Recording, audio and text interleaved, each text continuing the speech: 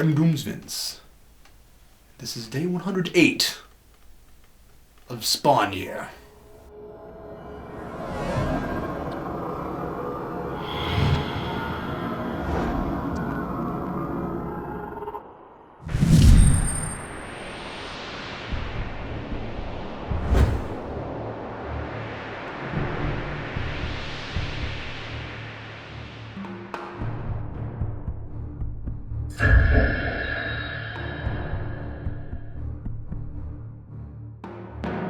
Yesterday, the dead rose, just like Doomsvince's message said would happen.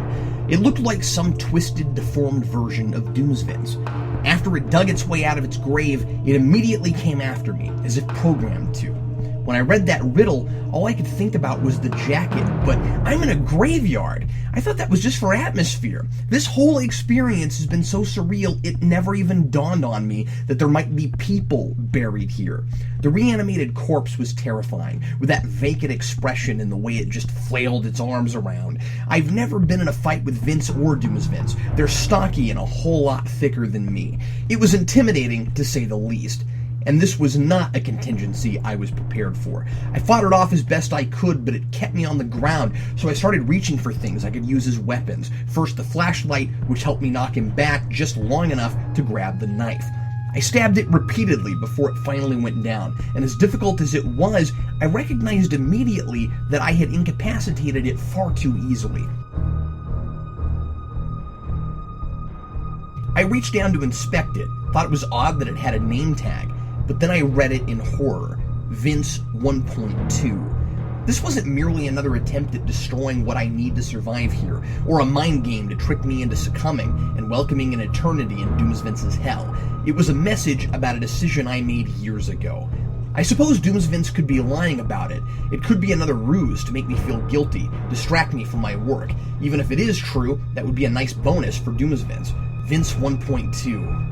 Dear reader, what Doomsvince may be alluding to is something I cannot discuss here in this notebook, on the off chance any of this could somehow make its way into the real world. I can't afford to make the same mistake Twitch made when he said too much to a stranger at a bar about Sam's activities. All I can say for now is that Doomsvince seems to know even more than I do, somehow, and that knowledge is potentially very dangerous. And now I fear he is out to destroy me in more ways than just the one. I dragged the corpse far into the black abyss beyond the graveyard, partly in anticipation of the rancid odor, and partly because I don't know anything about the rules of Doomsvince's undead. He might come back to life for all I know, a terror I had the entire time I drug him to what I hope is his final dark resting place. And when I returned to the graveyard, the tombstone that had flown out of the ground was back, with a note attached. You are never alone. Great. Now at any moment, I might be inundated with zombie Vinces. I knew there had to be a catch now that I'm getting to read all these good comic books. This issue isn't as dense as the others, which is actually nice because I had so many clues and details and characters and motives to keep track of, I thought my head was going to explode.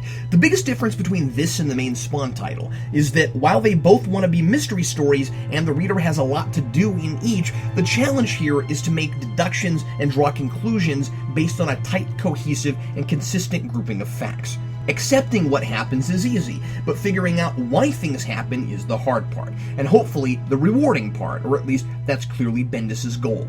In Spawn, often the challenge is to rid your mind of all that pesky continuity that might change at any given moment and allow the narrative to force-feed you all the details. The reasons things happen never quite add up, but if you just accept whatever explanation you're given in hindsight, it all works out, and there is nothing rewarding about that.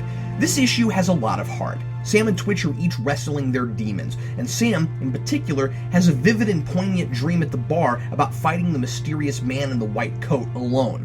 Sam and Twitch acknowledge their mistakes, and as hurt as Sam still is about what his partner did to him, he's big enough, no pun intended, to extend the olive branch and take steps toward putting it all behind them, and moving forward together so they can solve this case and clear their names. It's a real touching and heartwarming scene. These guys haven't always made the best choices, and Twitch particularly has done a lot to potentially damage their partnership irrevocably. But they know they're stronger together, and they don't know how to go it alone. Illustrated subtly in a scene in the second issue, when Sam suggests they split up to gather information, and that notion seems very foreign to Twitch. But this reunion doesn't come easily. It's very organic, and there's a lot of believable tension between these guys before Sam is finally ready to shake hands. I was especially impressed with Bendis' choice to have Sam tell Twitch to stop calling him Sir for the first time. And then, when they finally make up, that scene is interrupted when Spawn himself shows up and stoically says, "I have need of you," and they tell him to F off, so he just leaves. I totally sympathize. Yeah, Spawn, F off! I'm trying to read some Sam and Twitch here. The only new piece we're given to the puzzle is that when Sam and Twitch say the word Udaku to a lead, the owner of a pawn shop who complains eBay is ruining his business, this is 1999 after all, he immediately proceeds to blowing his own head off. Then Sam and Twitch see the man in the white coat again, and there's a thrilling foot chase, simply but expertly storyboarded in cinematic fashion, which leads Twitch into the sewers, and we're left off with a nail-biting cliffhanger. Twitch's pursuant, right behind him in the dark, about to pounce. All this action has more emotional resonance when the characters in danger are people who come alive, who feel like real people, who you connect with and can easily put yourself in their shoes. It's sad when Sam and Twitch's friendship is damaged. I don't want to see these guys broken up, and I find I care as much about this platonic but deep relationship as I would a romance. I can't see one without the other, like Laurel and Hardy, Penn and Teller, Batman and Robin, Captain Logan and Vince. Signed, Captain Logan.